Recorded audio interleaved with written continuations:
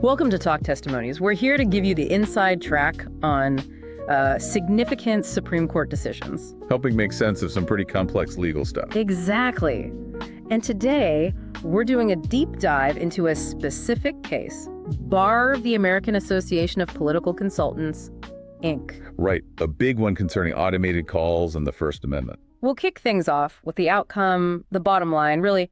Then we'll unpack the arguments, get into the reasoning. And finally, we'll offer our own 10th chair take on it all. Sounds good. So let's start with that outcome. What did the court actually decide here? Okay, so in a nutshell, this case was all about the Telephone Consumer Protection Act, the TCPA. The Robocall law. Pretty much. And specifically, the 2015 change and exception that allowed automated calls if they were about collecting government debt. Okay, so only for that specific purpose. Right. The Supreme Court looked at this and said, well, that exception, it violates the First Amendment because it treated calls differently based on their content. Government debt calls were okay, but others weren't. That's content-based. Makes sense. So they struck down the exception. They did. And this is really the crucial part. They also said that this unconstitutional exception could just be, well, cut out, severed from the rest of the law. Severed. Okay. So what did that mean for the bigger picture, for the TCPA's main rule against robocalls? It meant the main rule, the general ban on most automated calls to cell phones, stayed in place. I see. So the government debt calls are now banned, along with most other automated calls. Exactly. The ban is broader now, actually, without that specific exception. The political consultants won on the narrow point about the exception being bad. But the overall restriction they didn't like, that still stands. That's right. Still in effect. Okay, so quite a nuanced result there. How did the arguments lead to this? Let's get into the details. What was the core disagreement? Well, the fundamental fight was over whether this whole setup, the ban with the government debt exception, was content-based or content-neutral. That's a key distinction in First Amendment law. Right, because that determines how strictly the court reviews the law. Precisely. So the government argued it was content-neutral. Their main point was, look, the TCPA is about protecting consumer privacy from annoying, intrusive robocalls. That's the goal. Privacy? Okay. And they said the government debt exception, well, that served a really important separate interest, collecting money owed to the government, protecting the federal fisc. They also sort of suggested that maybe these calls weren't as intrusive, privacy-wise. Because if you owe the government money, maybe you'd expect to get a call about it. Interesting argument. But the political consultants bringing the case, they obviously saw it differently. Oh, completely differently. They said, hold on. The second you allow some automated calls based on what they're about, like government debt, the whole restriction becomes content-based. Because the content of the call determines if it's legal or not. Exactly. It's about the topic. Yeah.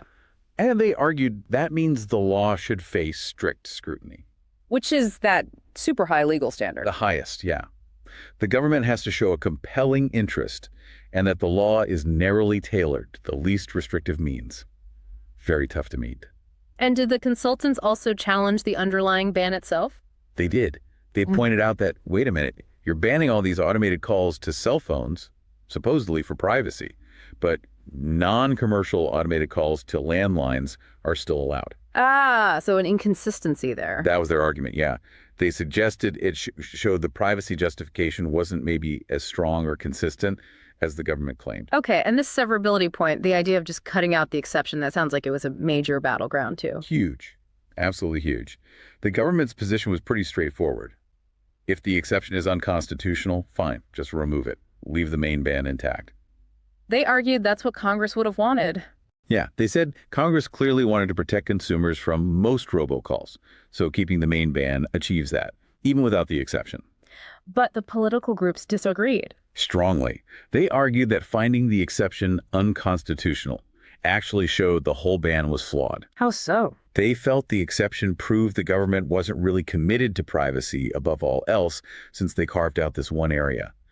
And they also said, look, if you just remove the exception, we don't get any relief. Meaning they still can't make their political calls. Right. Their incentive for bringing the lawsuit kind of disappears if the only result is that more speech gets banned overall. Yeah. They basically said the whole automated call restriction should go down with the exception. Wow. Okay. So very different views on the right remedy. Yeah. What were the justices focusing on during the arguments? What kinds of questions were they asking? They really dug into several key areas.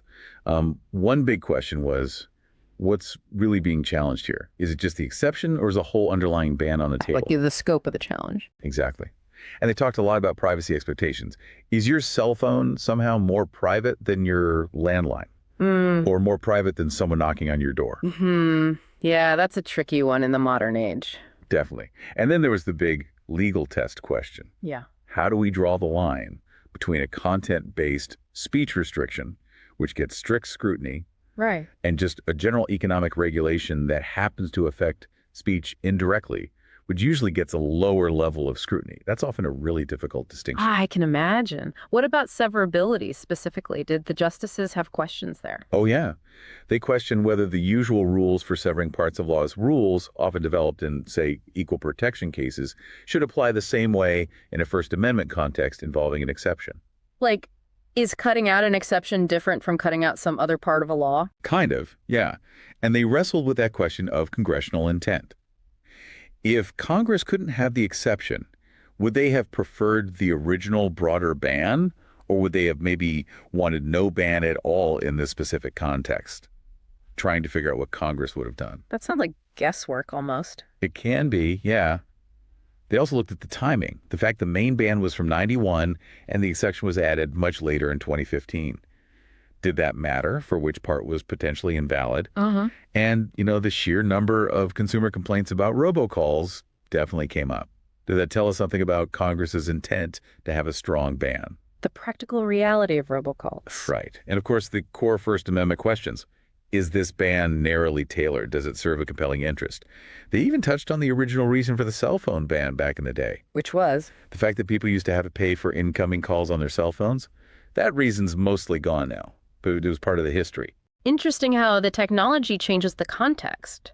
Were there worries about how this decision might affect other laws? There was some discussion, yeah. The respondents, the political groups, argued that even if this specific restriction was upheld after severing the exception, other laws regulating commercial speech should still get intermediate scrutiny.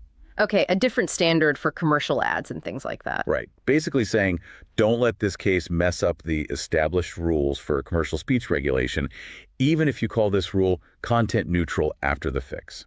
Okay, that covers the arguments and the decision itself. Now, let's move to our 10th chair segment. If we were sitting with the justices, what's our take? Well, stepping into that hypothetical 10th chair, I think the court got it right that the government debt exception was content-based, allowing calls about one topic but not others. That clearly seems based on content. So you agree with that part of the holding? I do.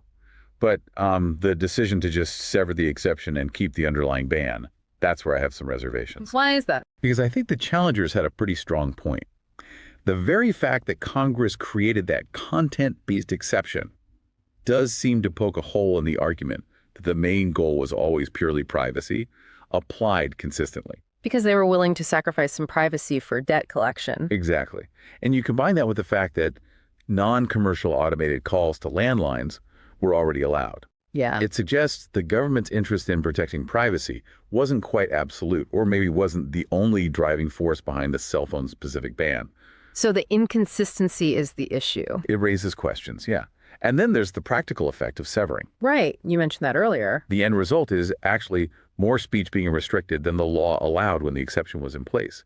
Congress, in 2015, explicitly chose to allow those debt collection calls.